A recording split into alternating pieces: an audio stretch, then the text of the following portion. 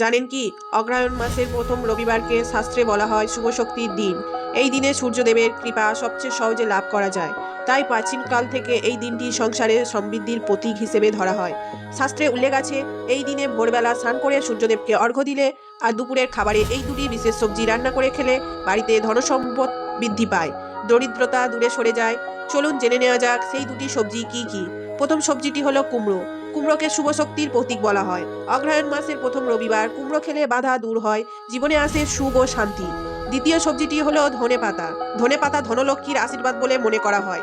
এই দিনে ধনেপাতার চাটনি বা ধনেপাতা দেওয়া কোনো খাবার রান্না করে খেলে ঘরে অর্থপ্রবাহ বৃদ্ধি পায় এবং ভাগ্য উজ্জ্বল হতে শুরু করে। দুপুরে কুমড়ো দিয়ে হালকা খাবার তৈরি করুন, সাথে ধনেপাতার একটি চাটনি রাখুন। খাবার সময় মনে মনে বলুন, সূর্যদেব আমার জীবনে আলো, ধন আর সৌভাগ্য দান করুন। বিশ্বাস করুন, রীতি মেনে এই দুটি সবজি খেলে আপনার ঘর ভরে উঠবে অর্থ, শান্তি ও সাফল্যে।